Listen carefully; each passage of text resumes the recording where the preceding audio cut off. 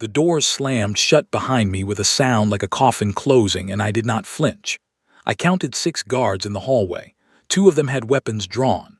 The tall one, the mantis-looking officer with the silver collar, watched me the way a scientist watches a dangerous bug under glass. My name is Holly Parker.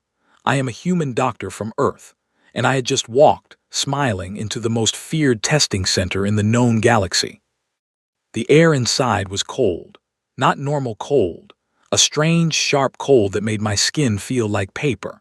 The walls glowed with soft blue light, and every few steps, a small scanner buzzed over my body. I kept walking. I kept smiling. Because the one thing I learned from 10 years of field medicine on Earth was this: if you stop smiling in front of dying people, they lose hope. And I had a feeling I was about to meet a lot of people who had already given up on me. A voice spoke from the ceiling.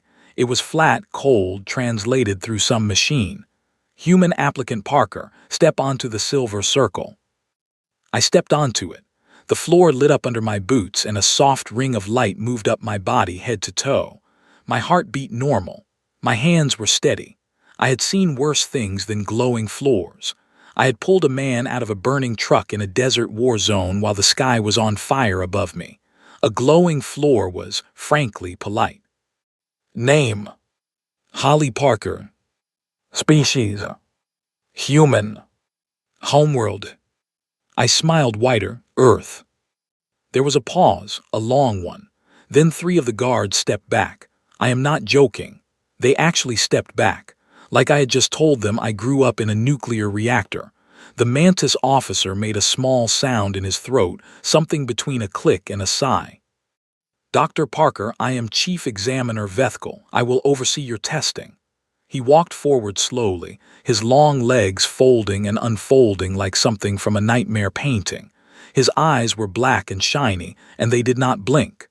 "You understand what you have signed up for?" "I read the papers, sir." "Did you read them carefully?" "Every line." "Then you know," he said, "that the test you are about to take has a 94% failure rate among advanced species. You know that 3 applicants died in the last cycle alone. You know that your species has never before attempted this. And you know that we are, to be direct, not expecting you to walk out of this building alive." I looked up at him. He was almost 3 meters tall. He expected me to shake, to cry, to ask for a moment. Instead, I said, "Sir, I have been awake for 36 hours. I flew here on a cargo ship that smelled like wet sulfur. A security guard tried to confiscate my coffee at the gate. If any of those things were going to break me, they already would have. Can we please start?" Vethkel stared at me. His wings, folded tight against his back, twitched once. It was the alien version of raising an eyebrow. "You are either very brave, Dr. Parker, or you do not understand what is about to happen." "Probably both, sir."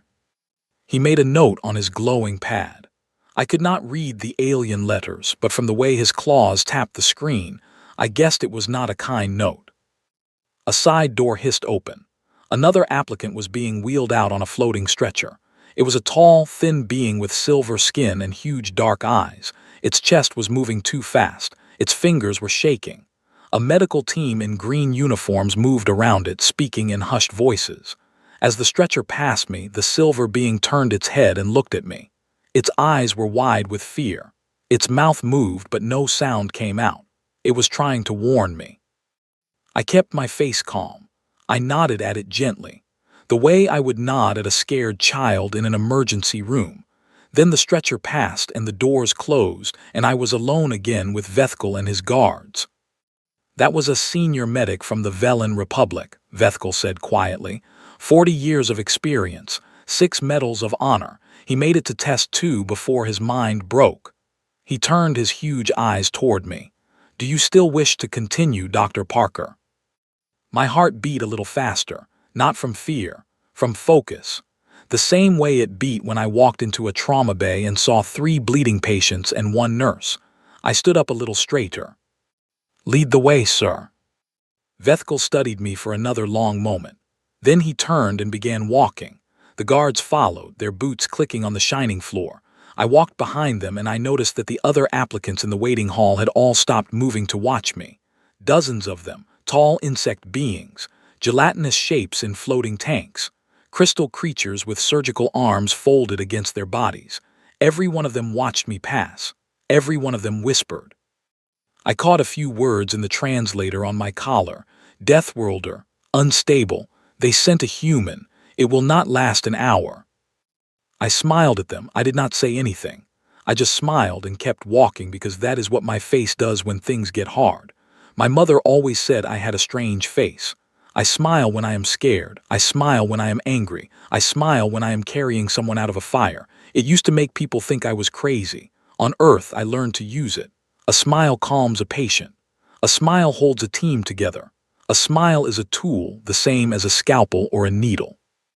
We reached a wide, round room. In the center stood a tall glass tube, maybe 3 meters high, tall enough for a person to stand inside. Around it were a dozen screens, each showing different kinds of data. A team of examiners in dark robes stood behind a control panel. They all turned when I entered. Not one of them smiled back. Vethkel raised one claw. Dr. Parker, welcome to the Crucible. You will face 5 tests. Each test measures something different. Calm, skill, strength, heart, and soul. If you fail anyone, you are dismissed. If you break, you are treated. If you die, you are remembered. He paused. We do not expect you to reach test 2. Understood, sir. Test 1 is called the silence chamber. He pointed at the glass tube. You will be sealed inside for 18 hours. There will be no light, no sound, no gravity, no temperature change, no input of any kind. Your own senses will be all you have. Most applicants lose their minds within 6 hours. I looked at the tube. It was small, dark, quiet. It looked, to be honest, peaceful. Is there anything I should do inside? I asked. Any task? Survive, Vethkel said, with your mind intact. I nodded. I walked toward the tube. Behind me, I heard the examiners whispering. I heard Vethkel tell one of them in a low, clicking voice, prepare the medical team. She will not last 3 hours. I stopped at the door of the tube. I turned back and looked at him. I smiled my smile, the one that confuses everyone. Sir, I said, where I come from, we pay good money for silence like this. I have been on shift for 36 hours. I have been yelled at by a customs officer. I have listened to a cargo pilot sing love songs to his engine for 6 hours. 18 hours of quiet sounds like a vacation. Vethkel stared at me. His wings twitched again. I stepped inside the tube. The door slid shut. The light died. The gravity faded. The air grew still. And for the first time in what felt like months, there was silence. Pure, deep, perfect silence. I floated there in the dark, eyes closed, and I felt my shoulders finally drop. I felt my jaw unclench. I felt the weight I had carried for 10 years begin slowly to lift. Outside, I knew they were watching their screens, waiting for my heart to race, waiting for my breathing to break, waiting for the screaming. They would wait a long time. Because I was already somewhere else. I was back in my grandmother's kitchen in the summer, with the smell of fresh bread. I was on a quiet beach at sunset, the waves whispering against the sand. I was in every calm place I had ever stored inside my memory for a moment exactly like this. And I smiled in the dark, where no one could see. The test had begun, and I was ready. I stayed in the silence for a long time. I did not count the hours, because counting hours in the dark is a good way to go mad. Instead, I did what any trauma doctor learns to do when the world gets too loud. I made lists in my head. I listed every bone in the human body starting from the skull. Then I did it for a Velen, then for a Zelnari, then for a Tellurian minor, which was tricky because Tellurians have 2 spines, and I could never remember which one carried the main nerves. I decided it was the left one and moved on. Then I reviewed surgeries. I walked through an appendix removal from memory, step by step. Then a difficult one, a heart valve repair I had done 6 years ago on a soldier named Kevin Blake, who had been shot 3 times and lived. I remembered his face. I remembered how he had looked up at me, pale and shaking, and said, "Doc, tell my mom I love her." I remembered telling him, "Tell her yourself. You are not going anywhere." And he did not. He lived. He sent me a card every year at Christmas. Thinking about Kevin made me smile again, floating there in the dark. After a while, I started humming. Quietly at first, then louder because no one could hear me. I hummed an old song my father used to sing while he fixed cars in our driveway. I could see him in my mind, oil on his hands, grease on his cheek, a wrench in one fist. I could hear his laugh. I had not heard that laugh in 8 years, not since the funeral, but in the dark of that chamber, I could hear him as clear as if he were sitting next to me. I did some exercises. I tried to do a push-up, which does not work in zero gravity. I just floated sideways, which made me laugh out loud. I tried to do jumping jacks, and I spun like a broken fan. I gave up on exercise and instead practiced tying surgical knots in the air with my fingers. I got up to 7 different knots before my hands got tired. I took a nap. When I woke up, I had no idea how much time had passed. I felt rested. My mind was clear. I was a little hungry, but not bad. I began composing a letter in my head to my sister Lauren, telling her about the flight over, about the strange food on the cargo ship, about the tall bugman who had stared at me like I was insane. I told her I missed her. I told her I would be home soon. I told her to water my plants because if she let the basil die again, I would never forgive her. Outside the tube, I did not know this yet, but something very strange was happening. Chief Examiner Vethkel stood at the control panel, his huge black eyes locked on the readouts. His claws were folded behind his back. Around him, 5 other examiners were staring at the screens with open mouths. On Vethkel's species, an open mouth meant shock, deep shock. "This cannot be correct," one of them said. "Recalibrate the sensors." "The sensors are working," another replied. "I checked them 3 times. Then the human is dead." "She is not dead. Her brain activity is normal."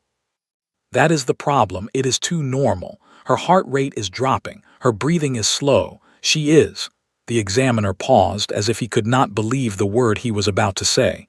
"She is relaxing." Vethkel did not speak. He just watched. His wings twitched every few minutes. At the 6-hour mark, the alarm should have triggered. This was the point where most applicants started to scream or bang on the walls. Nothing happened. The readout stayed flat and calm. My heart rate, they told me later, was lower than when I had walked into the building. At the 12-hour mark, another examiner whispered, "She is singing." Vethkel turned his head slowly. "Excuse me." "Her vocal cords are moving. She is singing, sir, in the chamber, in the dark." The room went very quiet. In the history of the Crucible, no applicant had ever sung inside the silence chamber. Not even close. Most of them had stopped being able to form words. At the 15-hour mark, I was floating on my back, eyes closed, thinking about my mother's apple pie. The one with the cinnamon crust. I could almost taste it. I had not had apple pie in 2 years, and I decided that the very first thing I would do when I got home was bake one, or make Lauren bake one. She was better at crust than I was. At the 17-hour mark, I did some math for fun. I calculated the dose of adrenaline I would give to a Velen in cardiac arrest, then adjusted it for the silver skin fluid, which I had read about on the ship.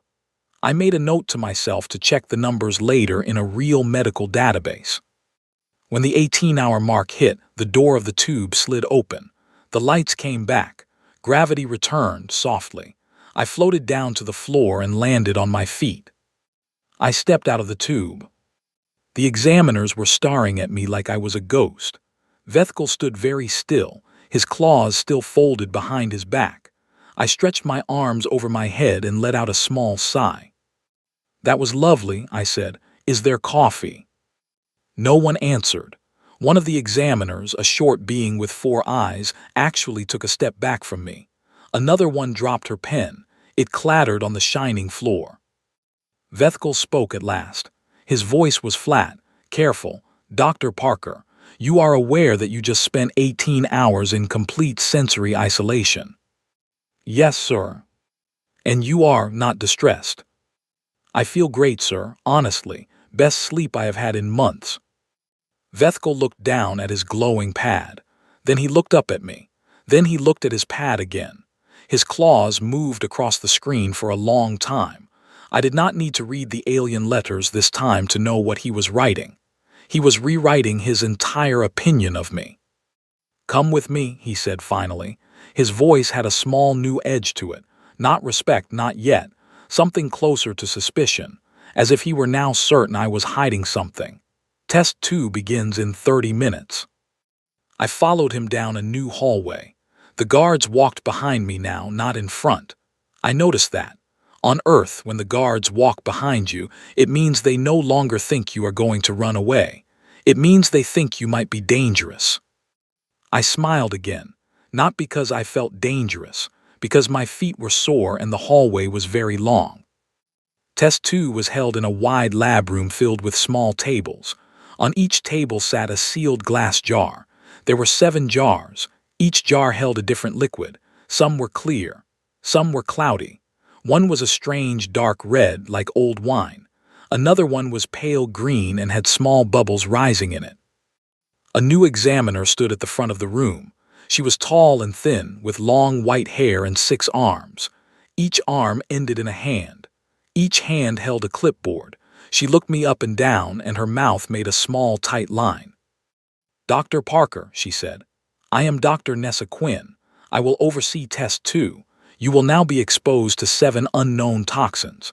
Your job is to identify each one and write down the correct treatment. You will have 2 hours.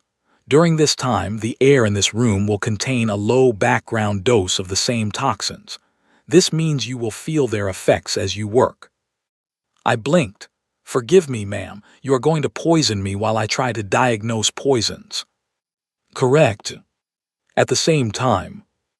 "Correct. And this is considered fair. This is Test 2. I nodded slowly. I looked at the jars. Then I looked at Dr. Quinn. She was watching me with sharp, clever eyes. She was waiting for me to say no. She was waiting for me to back out. "All right," I said. "Let us begin."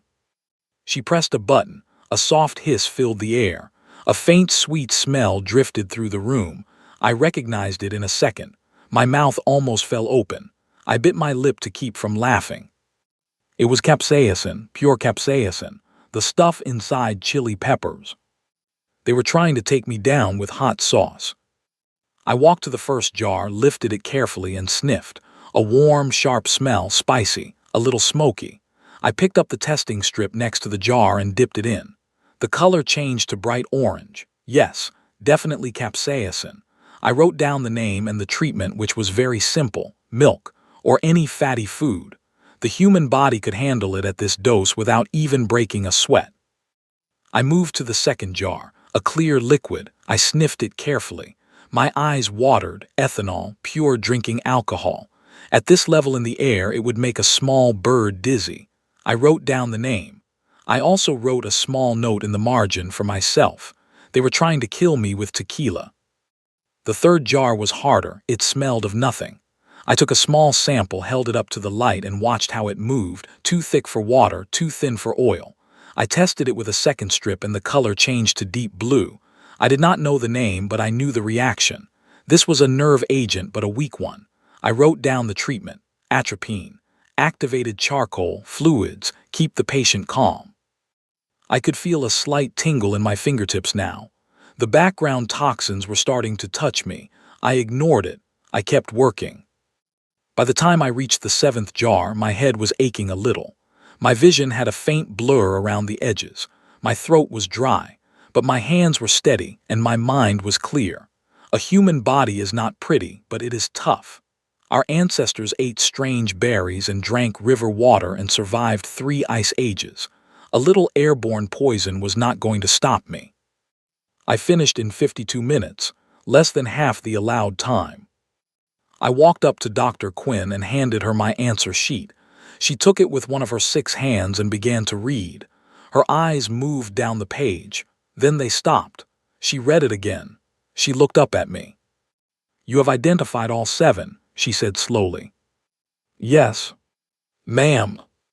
"And you have written treatment protocols?" "Yes, ma'am. I also added notes for other species. Velen patients would react differently to the third toxin than a human would.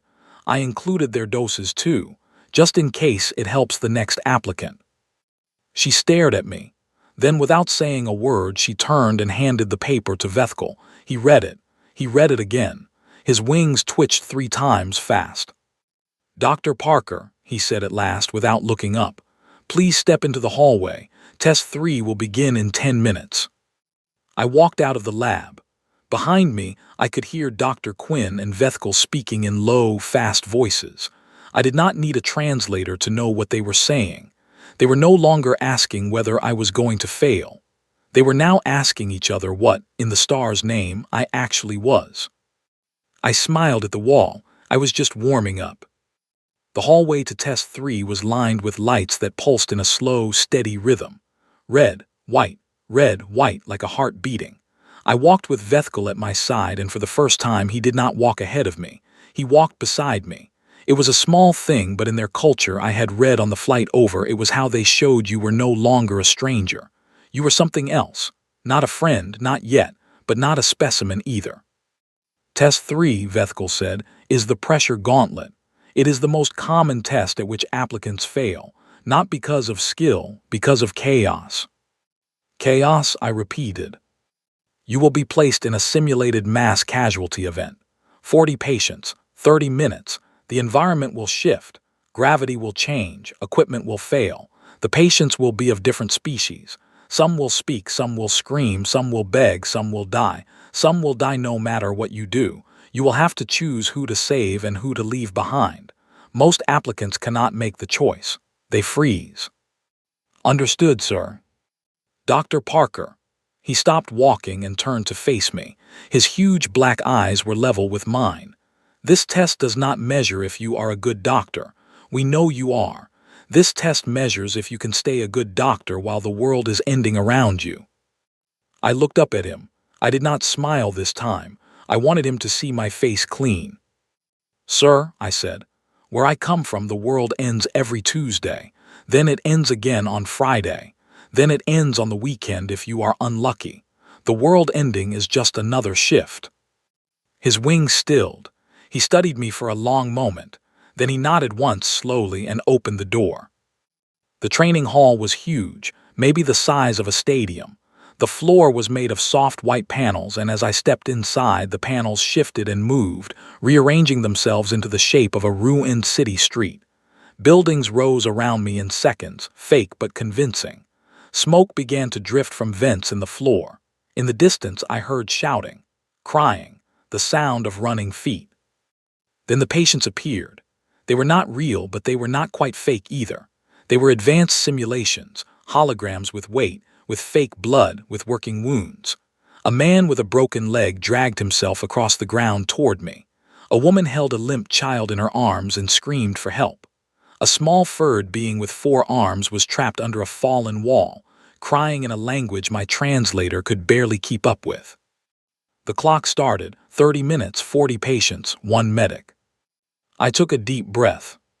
And then I went to work. I moved fast. I did not run because running makes you miss things. I walked with purpose. I knelt by the man with the broken leg first, not because he was the worst off, but because he was conscious and capable of helping me.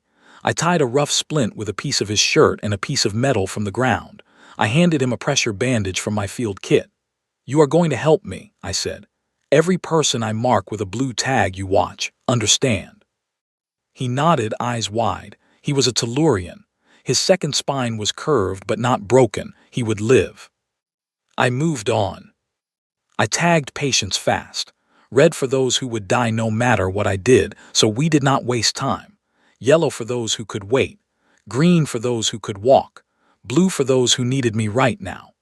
I worked by the old rule, drilled into me in a field hospital by a tired surgeon named Oliver Hart many years ago. Save the most you can with the time you have and grieve later. The woman with the child was harder. The child was gone. I knew it the second I saw him, but the woman did not know, and I could not tell her, not in this moment. I gently took the child from her arms, set him down with care, covered his small face with my own jacket, and then I turned to her. She was bleeding from her head. Her arm was broken. Her eyes were wild. "Look at me," I said. I took her face in my hands. "Look at me. What is your name?" "Myra," she whispered. "Myra, my name is Holly. I am a doctor. You are bleeding and I am going to stop it. Can you hold still for me?" She nodded. She did not scream. She did not fight me. I bandaged her head. I set her arm. I handed her to a helper I had trained in the first 5 minutes, a tall crystal being with kind eyes. "Take her to the green zone. Stay with her. Do not let her look back." I moved on. I improvised. A scanner became a defibrillator when I flipped 2 wires, a trick I had learned in a refugee camp outside Warsaw when I was 26. A curtain from a broken window became a sling. A belt became a tourniquet. A bottle of cleaning solution became a wound wash when cut with sterile water.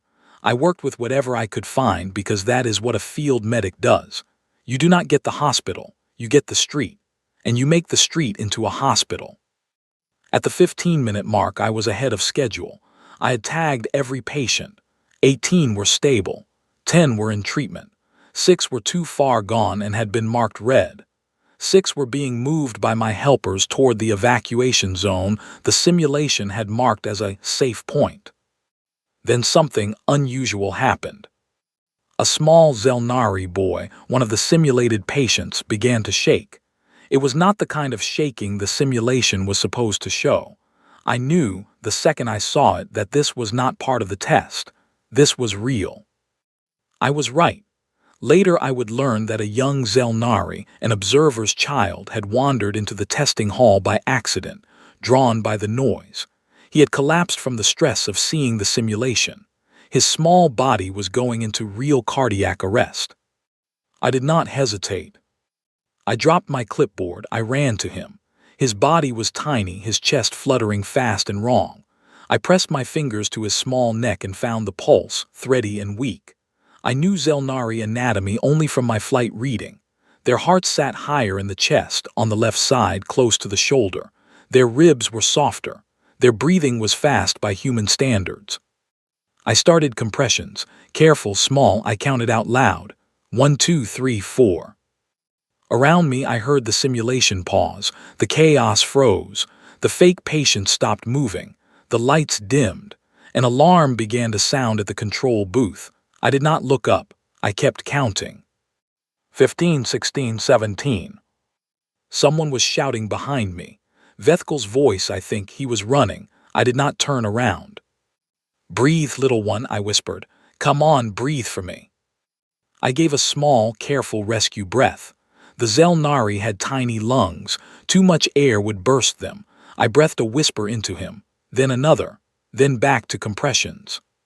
"Come on, come on." His small chest heaved. A tiny gasp, another one, then a thin, weak cry.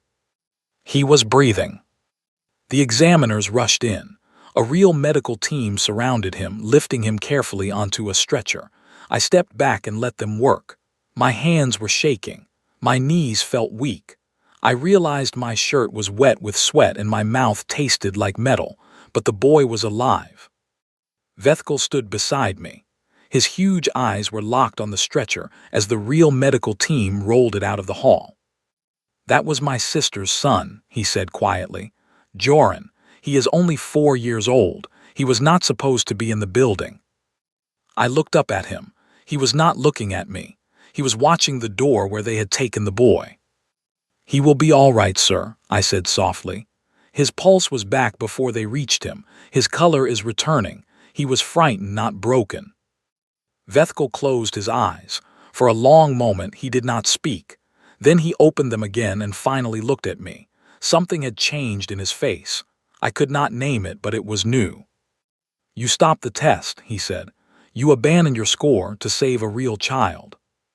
"I did not abandon anything, sir. He needed help. I was the closest medic. That is how we do this where I am from. You help the one in front of you." He was quiet again. Then he said, "The simulation recorded 29 saved patients before you stopped. The passing score is 17. You have already passed test 3, Dr. Parker." I let out a long breath I did not know I had been holding. "Good." "You have also," Vethkel added, his voice softer than I had ever heard it, Saved my sister's only child. We are not a species that speaks often of debt, but a debt has been made today between my family and you. It will not be forgotten." I did not know what to say to that. On Earth, we would say do not mention it or anyone would have done it. But I could tell from his face that neither of those would be the right answer here.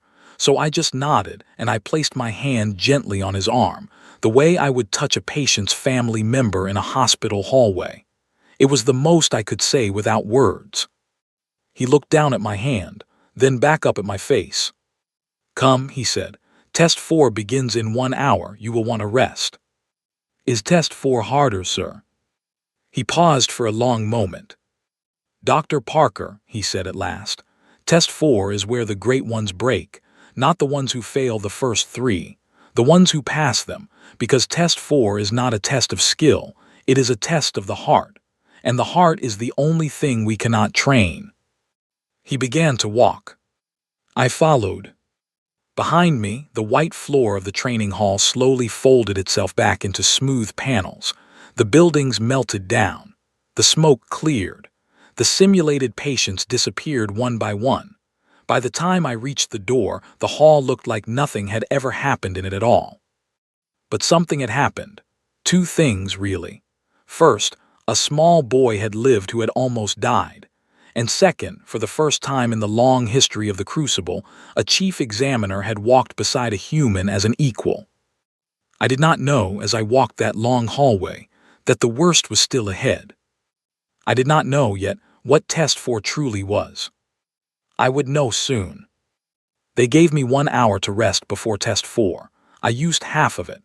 I drank 2 cups of a warm yellow tea that one of the junior examiners brought me without speaking. I ate a small meal of something that tasted like soft bread mixed with fruit. I did not ask what it was. In a strange kitchen on a strange station with strange hosts, the only rule is this: eat what is safe, smile, and say thank you. I did all 3. Then I sat in the quiet of the small recovery room and I closed my eyes. I did not sleep, I just rested. I let my mind go soft. I thought of the ocean. I thought of my mother's kitchen. I thought of Kevin Blake, who had lived. I thought of the Zelnari boy, Joran, who had also lived. I thought of every patient I had saved and everyone I had lost, and I let them all sit with me for a while, the living and the gone. This was a thing I did before hard shifts. It was my own quiet prayer without words, without a God. It was just me, telling my ghosts that I carried them, and asking them to help me carry what came next. A soft bell rang. My hour was up. Vethkel was waiting in the hallway. So was Dr. Quinn, the 6-armed examiner from Test 2. They stood side by side, and neither one of them looked happy. Dr. Quinn's white hair was pulled back tight. Vethkel's wings were folded flat against his back, the way a human would fold their arms, bracing. "Dr. Parker," Dr. Quinn said, "I will lead Test 4. I must ask you one last time with full sincerity. Do you wish to withdraw?" "No, ma'am. You do not yet know what this test involves." "I know it is hard. I know people have been hurt by it. I also know I did not come all this way to quit now." Dr. Quinn looked at Vethkel. Vethkel nodded once. She turned back to me. "Test 4 is called the link," she said. "You will be connected through a neural interface to a dying patient. You will feel everything that patient feels. The pain, the fear, the cold, the slow fatting of the body. You will remain aware that you are a doctor. You will be given tools and a workstation. You will be expected to try to save the patient while experiencing his death from the inside. Most applicants dissociate. Some freeze. A few have suffered cardiac events of their own. 3 have died in the chair. We cannot promise your safety." I swallowed, slowly. This was heavier than the other tests. I knew it before she finished speaking. The silence chamber was a bath. The toxins were a puzzle. The gauntlet was a storm. This was something else. This was the place where most medics, no matter how strong, finally learned that they were also only people, made of blood and fear like anyone else. "Understood," I said. "Who was the patient?" I asked. "A volunteer, a Tellurian miner named Gareth Lowe. He is 48 standard years old. He has 3 children. He was injured in a rock collapse on his home moon 2 weeks ago. His spine is crushed. His lungs are filling. He has perhaps 6 hours left to live, and he has agreed to spend those last hours helping us train medics. His final gift to his people. You will try to save him if you can. If you cannot, you will stay with him until the end. He knows this is the test. He does. Does he know a human will be doing it? Dr. Quinn hesitated. He will be told if you enter the link. He has the right to refuse a link with any species he does not trust. I would like to speak to him first, I said, before we begin, just for a moment. That is not standard procedure. I know, I am asking anyway. She looked at Vethkel. He nodded again. They led me into a softly lit room. In the center, on a floating bed, lay a large, thick-shouldered being with gray skin and a kind, heavy face. He had 2 deep-set eyes and a wide mouth. His breathing was slow and labored. Tubes ran from his arms and chest to machines. He was dying, and he knew he was dying, and somehow, against all odds, he was smiling. It was a small, tired, gentle smile. The smile of a man who had made peace with where he was. I walked up to him. I took off the clipboard that I had been carrying and set it down. I did not want to look like a doctor in this moment. I wanted to look like a person. "Hello, Gareth," I said. "My name is Holly." "Hello, little human." His voice was deep and rough. They told me a human was here. I did not think I would live to meet one. You are meeting one now. So it seems. He chuckled, and then he coughed, and the cough was wet and hard. I took his big hand in both of mine. His skin was cold. "Gareth, they want me to link with you, to feel what you feel, to try to help you. I am going to be inside your pain for a little while. I wanted to tell you first. I wanted you to know my name, so I am not a stranger in there. I wanted you to know that I see you, not as a test, as a man." He looked at me for a long time. His old eyes were clear. "Why do you smile?" he asked. "Pardon, sir. You smile through all of this. Why?" I thought about it. Because my face is broken, I think. A long time ago, it got used to smiling at people who were scared. It stays that way now, even when I am scared too. He laughed softly, a low rumble. "A broken face is a good face for our work, little human. Sit.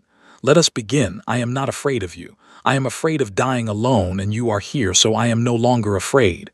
Do your duty. Do not hold back. And if you cannot save me, hold my hand at the end. That is all I ask." "I will." "Swear it." "I swear it, Gareth."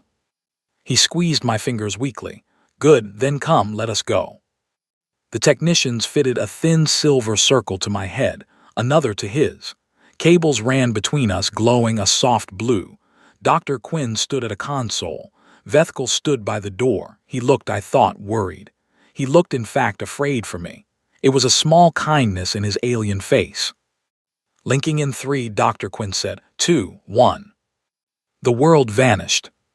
I was not in the room anymore. I was inside Gareth's body. The pain hit me like a wall of fire. It rose up my spine. It filled my chest. My lungs were full of water, and every breath was a fight. I could feel the place where the rock had crushed his back, a throbbing, sick wrongness. I could feel his heart straining, skipping, trying. I could feel cold in his feet, creeping up his legs, which meant his blood was already starting to leave the edges of his body. He was dying, and I was inside the dying. For one long second, I almost broke. I almost pulled the circle off my head. But then I heard his voice, not out loud but inside the link, tired but steady. "Easy, little human. I have carried this for 2 weeks. You can carry it for an hour." I breathed, I counted, I steadied. My doctor brain came back online, the way it always did in the worst moments. It clicked into place like a key in a lock. "Gareth," I thought back through the link. "I am here, I am with you, let us work." I looked at his body with both my eyes and his. I saw the crushed spine. I saw the fluid in his lungs. I saw the weakened heart. I could not fix the spine, not in an hour. Not with any tools anyone here had, but the lungs, the heart, those I could fight for. I called out loud to Dr. Quinn. My voice was shaking, but my hands were not. "I need a lung pump, fluid suction, pressure support. I need you to open his airway with the vertical draw, not the horizontal. His species has two trachea branches and the left one is collapsing faster. I need adrenaline at 1/3 the standard tellurian dose. His heart cannot take more than that. Go. The team moved. I felt the suction begin inside his chest, and oh, it was a strange thing to feel the pain of my own work from inside the patient. It hurt. It hurt a great deal. But I also felt the first real breath that came after, and it was sweet. Sweet in a way I cannot describe. A breath of air I was not expecting, a breath that should not have come. Gareth felt it too. I felt him feel it. Inside the link, I heard him make a small sound of wonder. Oh, he whispered into my mind. Oh, I had forgotten how that felt. More of those coming, I whispered back. Hold on. I worked for an hour. I did not speak much to the team after my first orders. I guided them with small gestures and quiet words. I worked inside his body and outside it at the same time. I felt his pain and I did not push it away. I held it the way I had held Myra's face in the gauntlet, the way I had held my grandmother's hand at the end. I let the pain be in me. I did not flinch from it. I let it pass through me and I kept my hand steady. And I talked to him the whole time. Tell me about your children, Gareth. 3, he rumbled inside my mind. 2 sons, 1 daughter. The daughter is the youngest. Her name is Nell. She is 6. She has her mother's laugh. Tell me about Nell. She sings all the time. She cannot carry a tune, but she does not care. She sings in the bath. She sings while she eats. She sings to the cat, even though the cat hates it. I laughed inside the link. I felt him laugh back, and his laugh was tired but real. His chest eased by a small amount. Tell me more. Tell me her favorite color. Yellow, like the sun. She says she will marry the sun one day because it is the most handsome thing in the sky. Good choice. The sun is a catch. He laughed again, stronger. His heart, which had been skipping, began to find a steadier rhythm. I kept him talking. About his wife, who made the best stew in their village. About his oldest son, who was learning to read and who could now read the labels on the jars in the kitchen. About his middle son, who was quiet and good with animals, and who had a pet bird he had found with a broken wing. The bird had learned to ride on the boy's shoulder, and now it refused to leave him, even when he went to school. I listened to every word, and I worked. At the 40-minute mark, Dr. Quinn spoke into my ear. Her voice was urgent. Dr. Parker, his vitals are climbing. This is unprecedented. Are you reading what I am reading? I am reading it, ma'am. Can we hold him? We can try. I pushed further. I rerouted oxygen. I dosed carefully. I kept the link open. I kept him talking. I kept him tied to the living world, one small story at a time, one child at a time, one laugh at a time. At the hour mark, his heart was steady. His lungs were clearer. The spine was still crushed. He would never walk again, but he was not dying tonight. I felt through the link as he realized it. Holly, he whispered into my mind, am I still here? You are still here, Gareth. For how long? I do not know, friend. Days, weeks, maybe longer if the pumps hold, but tonight is not your night. He was silent for a while. Inside the link, I felt him crying, not from pain, from something else, from the shock of being given back a piece of his life when he had already said goodbye to it. Nell, he whispered, I might see Nell again. You might. Thank you, little human. Do not thank me yet, rest. They ended the link. The world of his body faded. I came back into my own. I opened my eyes. I was in the recovery chair. Tears were running down my face. My hands were shaking. My smile for once was gone. Gareth on his floating bed was asleep. His breathing was deep and slow. His color was better. His big, heavy hand was resting on his chest. Dr. Quinn stood beside me. Her 6 hands hung at her sides. Her sharp eyes were wet. She was, I realized slowly, crying too. Dr. Parker, she said, her voice hoarse.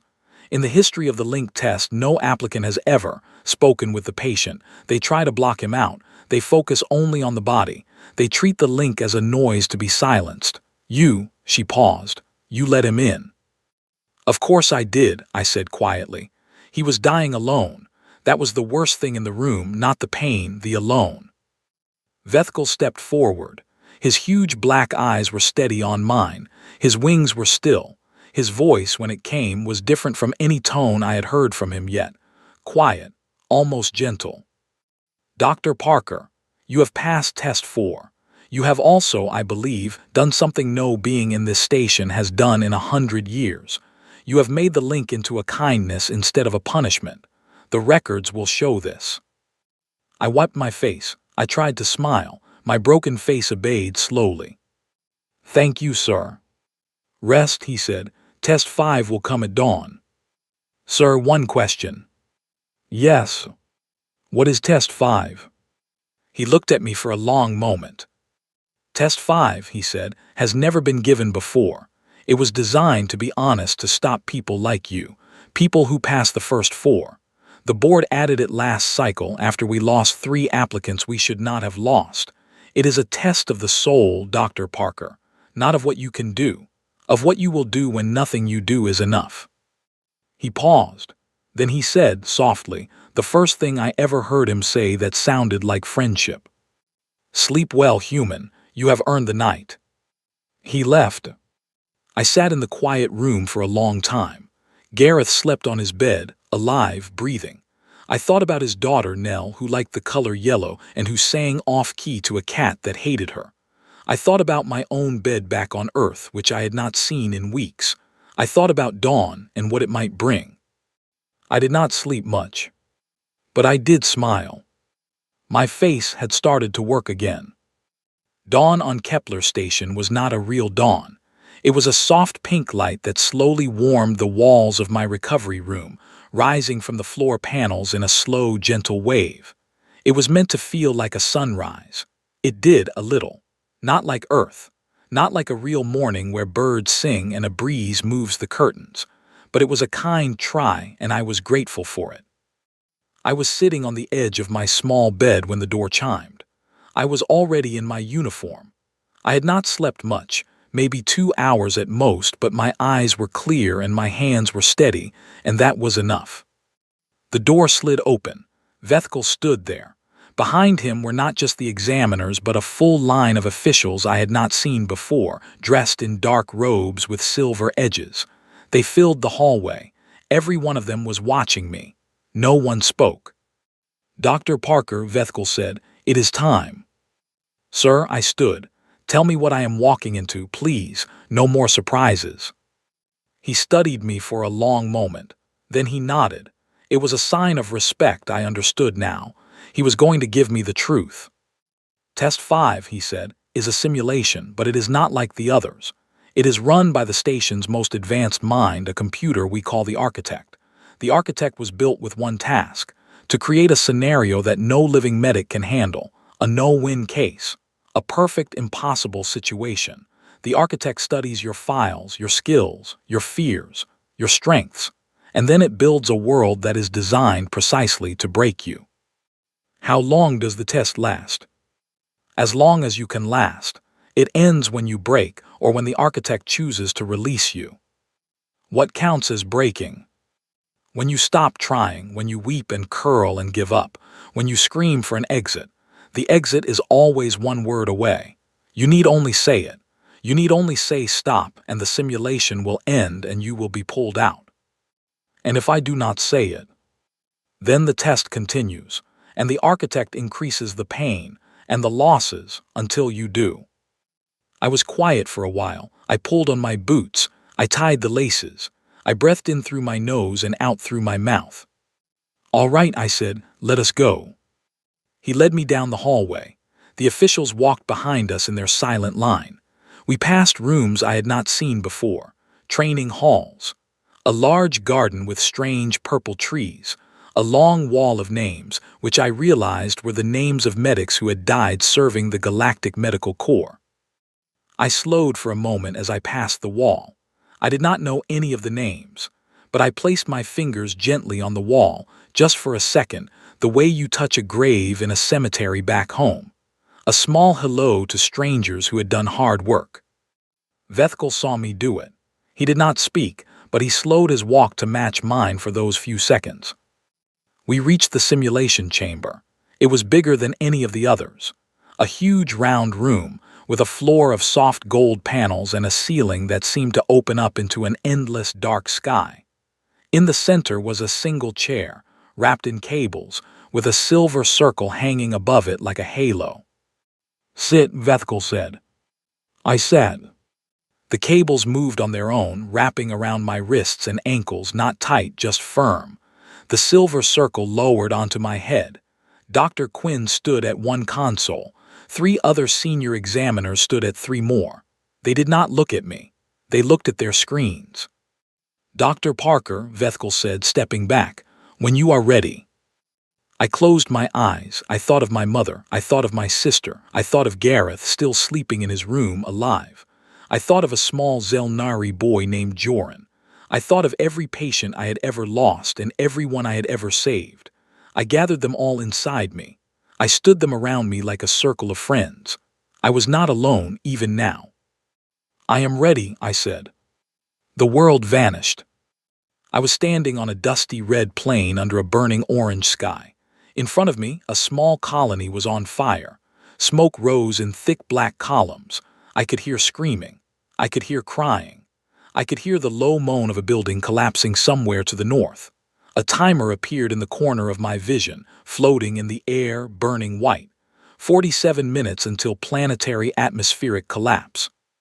I had 47 minutes. Then the air itself would turn toxic. Everyone not evacuated would die. I ran toward the colony. As I reached the first row of damaged buildings, I saw the patients.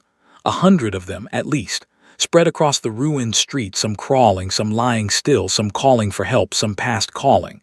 They were a mix of species. Humans, Velans, Tellurians, Zelnari, small furred beings I did not recognize, children, old ones, all of them hurt, all of them hopping. I did the math in my head as I ran. With the supplies I could see, with the time I had with myself alone, I could maybe save 12. Maybe 15 if I was lucky. Maybe 18 if I was very lucky and every choice was the right one. 100 patients, maybe 18 saved, 82 who would not make it. The architect, I knew, was waiting for me to freeze, waiting for me to stare at the scale of the loss and lose my feet, waiting for me to look at the timer and panic. I did not freeze. I got to work. I pulled out my field kit. I opened my voice. I called out in my loudest clear tone. "Listen to me. My name is Holly Parker. I am a medic. I need every person who can walk to come here now. If you can walk, you can help. If you can stand, you can help. We are going to save who we can. Move to my voice." Heads turned. A few people staggered to their feet. A Tellurian man with a bleeding arm limped toward me. A human woman with a cut above her eye grabbed a child's hand and came running. A Zelnari elder, leaning on a bent walking stick, joined the small group. "Good," I said. "You are my team now. Tellurian, you will be the lifter. You are strong. You will carry the worst off. Woman, what is your name?" "Bait more." "Bait, you will be my runner. I will send you from patient to patient with supplies." "Zelnari elder, sir, I know you are hurt, but you have calm eyes. You will sit with the ones I cannot save. You will hold their hands. You will not let them die alone. Can you do that?" The old Zelnari nodded once. His old eyes were wet. "Then let us go." I began to triage. I tagged fast. Red, yellow, green, blue. I worked without stopping. A woman with internal bleeding, fix her. A child with a broken leg, splint and send to green zone. A man with a head wound too deep to save. Red tag, and to the Zelnari elder who sat beside him and took his hand and began to speak softly in a language I could not understand but whose tone was unmistakable. It was the tone of a lullaby. I did not stop to feel. I did not stop to cry. Those would come later. They always came later. The architect began to push. Every few minutes the scenario got worse. A building collapsed near me, burying 3 patients I had just stabilized. I moved on. A storm began to roll in, black clouds from the east dropping visibility. I handed out small lights. A child I had saved 10 minutes earlier suddenly collapsed from a hidden injury I had not caught. I went back. I worked on her. I lost her. I closed her eyes. I moved on. The architect sent me harder things. A soldier, wounded, begging me to save his brother instead of himself. The brother was farther gone. I knew it. The soldier did not. I made the choice. I treated the soldier because he was still savable, and I promised him I would check on his brother, and I did, and his brother was gone, and I sat with the soldier while I told him, and I held his shoulder while he cried. Then I went back to work. A mother holding a child she did not know was already gone. I did not tell her, not yet. She was bleeding from her leg, a bad wound. If I told her now, she would fight me. She would lose her leg, she would lose her life. I fixed her leg first. I lied with my eyes. I promised her the child was sleeping. When she was safe, I would tell her. For now, I needed her to live. A young priest of a species I did not know who begged me to let him die so a younger patient could have the last dose of a medicine I carried. I looked at the young one. Her wound was smaller. She would live without the medicine. His would not.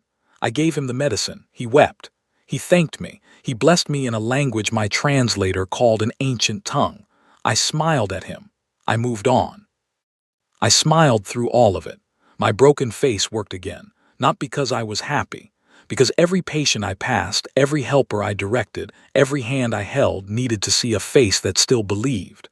A medic who panics kills more patients than any fire or storm. So I smiled, even when my eyes were wet, even when my throat was closing, even when the timer hit 20 minutes and I knew I had already lost most of them. The architect tried to break me 3 ways. First, it sent me a version of my sister Lauren, bleeding, broken, calling for me by name. She looked exactly as she should. She sounded exactly right. I knelt by her for 1 second, then I stood up. "You are not my sister," I said quietly. "My sister is safe on Earth. She is probably drinking coffee right now and yelling at her dog. You are a trick. I am sorry. I have to go help real people." The fake Lauren faded. I did not look back. Second, it sent me a patient I could have saved but was told I could not. An official walked up in the middle of the chaos, tall, sharp-dressed, claiming authority. "This one is not on the list," he said, pointing at a young man bleeding out. "Priority goes to the evacuation nobles first. Move on." I looked the fake official straight in the face. I did not raise my voice. "Sir, on Earth we do not have your list. On Earth we treat the one in front of us. Step back, or help. Those are your 2 options." He tried again. I ignored him. I saved the young man. The official faded. Third, and this one was the hardest. The architect sent me a small child, a real one in all the ways that matter to simulations. She was about 6 years old, human, yellow dress, dark hair. Her leg was trapped under a beam and she was crying and she was asking for her mother, and I did not have the right tools to free her. The beam was too heavy. I could not lift it. Bait, my runner, was too far away. The Tellurian lifter was on the other side of the colony. I had 2 choices. I could stay with this child and work to free her and probably fail, and lose the 15 other patients I was meant to be helping in that time. Or I could leave her and go help the ones I could save and come back when I had the lifter, if the child was still alive by then. The child looked at me with huge, wet eyes. "Please," she whispered, "please do not go." The architect was watching. The examiners were watching. This was the break point. This was where the great medics froze. This was where Test 5 took them down. I knelt by the child. I took her small hand. "What is your name, sweetheart?" "Anna." "Anna, my name is Holly. Listen. Listen carefully. I am going to leave you for 9 minutes. I am going to run as fast as I can. I am going to help some people who will die if I do not get there right now. Then I am coming back. I am going to bring a strong man. He will lift this beam. You are going to live. Do you trust me?" She shook her head. She was crying harder. "Please, please." "Anna, look at me. I am going to tell you something true. Where I come from, a doctor's word is a promise. I am giving you my word. You will see me again, before 10 minutes. I pulled off my jacket and tucked it around her. I put a small hand light in her palm. "Hold this. Count the flashes. Every flash is 1 second. When you reach 600, I will be back. I will be back before that, but count. Counting will help." She stared at me, she gripped the light. She began to count, whispering, "1, 2, 3." I ran. I ran harder than I had ever run. I saved 3 patients in those 9 minutes. I sent bait with supplies to 6 more.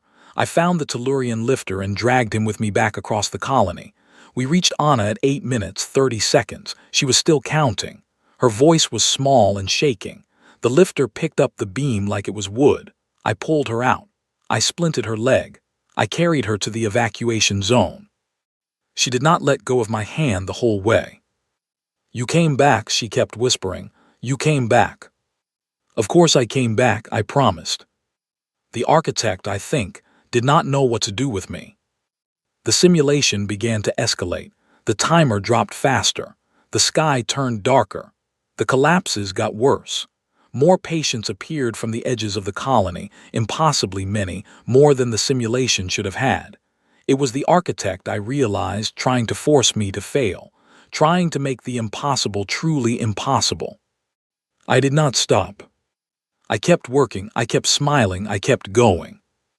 At the 3-minute mark, the evacuation ships arrived. Bait led 19 patients onto the first ship. The Tellurian lifter carried Anna on. The young soldier, leaning on his splinted leg, climbed on with the mother whose child I had not yet told her about. I had told her finally in the last minute, and she had wept, and she had held on to me like a child, and then she had stood up and gotten on the ship because her other child, a son, was alive and needed her. I had saved her son too. She kissed my forehead before she boarded. 19 people, 20 if you counted the old Zelnari elder who had decided to stay with the ones he had comforted. I tried to make him come. He refused. "I am old, little human," he said. "Let me stay. They are my company now." I kissed his forehead too.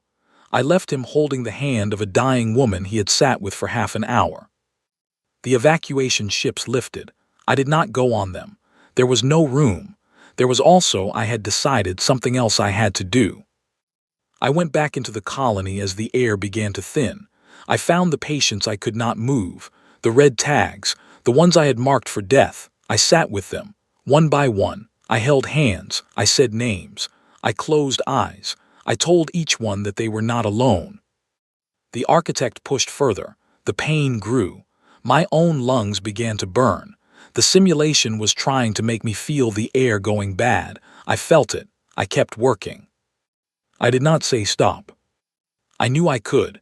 I knew one word would end it. One word and I would be pulled out and the test would stop and I would be safe. I did not say it. Because I was not ready to leave them yet. I held the hand of an old Velen man. I held the hand of a young Tellurian girl whose legs had been crushed. I held the hand of a silver-skinned being whose name I never learned. I said soft things. I hummed. My father's song again, the one from the driveway, the one about a river that goes on and on forever. At some point I became aware that the simulation had stopped escalating. The pain had leveled off. The timer was frozen. The architect, whatever it was watching me, not pushing, watching. And then slowly, softly, the world began to fade. Not because I had broken, not because I had quit. Because the architect had let go. I opened my eyes. I was back in the chair. The cables had released my wrists. The silver circle had lifted from my head. The lights of the chamber were normal again. I was wet with sweat. My hands were shaking. My mouth tasted of ash. The room was completely silent. I looked around. Dr. Quinn was standing very still at her console, all 6 of her hands pressed flat to the surface. Her eyes were wide. The other 3 examiners had not moved. Vethkel stood in the middle of the floor. His great wings were fully open. I had never seen them open before. They were vast and beautiful, black with veins of gold. His eyes, those huge, dark, compound eyes, were locked on me. He was the one who spoke first. His voice was quiet, reverent. "Dr. Parker, how long do you think were you in the simulation?" 47 minutes, sir. The timer ran out." "Dr. Parker," he paused, "you were inside the simulation for 6 hours and 12 minutes. I blinked. That cannot be right. It is right. The architect extended the scenario 7 times trying to find your breaking point. Each extension was longer and harder than the one before. By the 5th extension, you had already held the hands of every dying patient left in the colony. By the 6th, the architect began to generate new dying patients just to test you further. You kept holding hands. On the 7th extension, the architect attempted to remove your ability to speak. You continued. You hummed. You stayed. Dr. Quinn's voice was thick. At hour 5, the architect sent a message to my console. Do you know what it said, Dr. Parker? No, ma'am. It said, I have no more variables to test. This subject does not have the parameter I was built to find. Please advise. She paused. Her 6 hands were trembling now. Dr. Parker, the architect has no parameter for a being who does not run out of willingness to stay.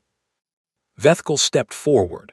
He lowered himself on his long legs until his eyes were level with mine. In the culture of his people, I would learn later, a chief examiner never, ever lowers himself to an applicant. It is not done. It had not been done in 300 years. He lowered himself anyway. Dr. Parker, he said, the Galactic Medical Corps was founded 900 standard years ago. In those 900 years, no being has ever passed all 5 tests of the Crucible. Not one. The test was designed to be unwinnable. It was meant to sort those who might become worthy from those who could not. Every medic in this corps failed at least one of the 5. Most failed more. I failed test 4. Dr. Quinn failed test 5. We rebuild from our failures. That is the tradition. He paused. His huge eyes did not leave mine. You passed all 5. The room was so quiet I could hear the faint hum of the walls. So, he continued, we cannot accept you as a cadet. Cadets must fail first. You have not. We cannot accept you as a standard medic. You exceed the rank. We have discussed, the board and I, what we can offer. We have never had to offer it before, but we offer it now. He rose, his wings folded slowly. Dr. Holly Parker of Earth. The Galactic Medical Corps formally invites you to serve as the first senior field instructor of the human tradition. You will train others. You will shape the next cycle of medics. You will teach what you know. You will teach, most of all, whatever it is that your people do that the rest of us do not. Do you accept? I looked up at him. I thought about it for a full 10 seconds. I thought about my sister. I thought about my mother. I thought about my small apartment in a quiet town back on Earth, with the basil on the windowsill that Lauren was probably still forgetting to water. I thought about the ambulance bays and the trauma bays and the long cold nights and the warm mugs of tea and the friends I had lost along the way. Then I thought about 100 frightened young medics from 100 worlds who would never know, if I did not stay, that you could hold a dying hand without losing yourself. That you could smile through the worst thing in the room, that you could stay. I stood up slowly. My legs shook, but they held. I accept, sir, on 2 conditions. Name them. First, I want leave to go home once a year for 1 full Earth month. I have people there. Granted. Second, I want the old Zelnari elder from the simulation, the one who stayed behind with the dying ones, to be honored by name on your wall. Even if he was not real, his choice was real. It deserves a name. Vethkel was quiet for a long moment. Then slowly he nodded. We will choose a name for him, a good one. He will hang on the wall. You have my word. Then I accept, sir. He stepped forward. He did something then that I would learn later was the highest form of respect in his culture. He placed one of his long claws very gently against his own chest, over where his heart would be. Then he reached forward and placed that same claw gently against mine. A shared heart, a bond of the deepest kind. I placed my hand, palm flat over his claw. Behind him, Dr. Quinn began to cry quietly. The other examiners were bowing. The officials in the doorway were bowing too. The whole room slowly was lowering. I walked out of the chamber on my own 2 feet. The hallway was full. Word had spread. The other applicants, the ones who had failed earlier tests and been waiting to leave, had gathered. Staff, officers, visitors. They all stood in 2 long lines on either side of the hall, and they bowed their heads as I passed. Some wept. Some pressed their hands to their chests. The young Velen who had been wheeled past me on the first day was there, on a pair of crutches now, recovering. He reached out as I walked by and I touched his hand. I walked out into the pink light of the fake dawn. It felt, for a moment, like real sun. I pulled out of my pocket a small cigarette I had been carrying for 10 years. I did not smoke. It was my father's. The last one from his last pack, the one that was still in his jacket the day he went into the hospital for the final time. I had carried it through every deployment. I had told myself I would light it on the day I finished the hardest thing I would ever do. I lit it now. I did not inhale. I just held it, watching the small curl of smoke rise into the strange sky. I watched it fade. "Hey, Dad," I whispered, "I made it." Behind me, the doors of the crucible hummed closed.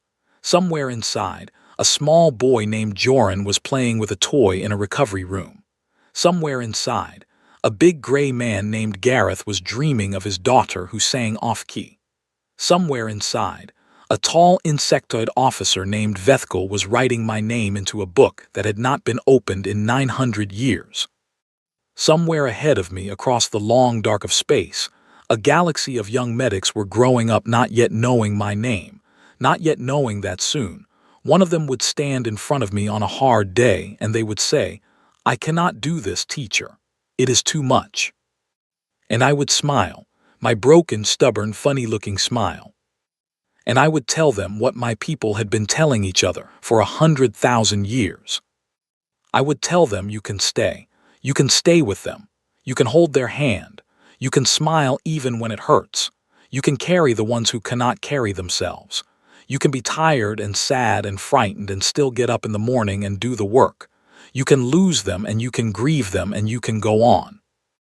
You are human, I would tell them. Or you are Velen, or Zelnari, or Tellurian, or whatever else you are, it does not matter.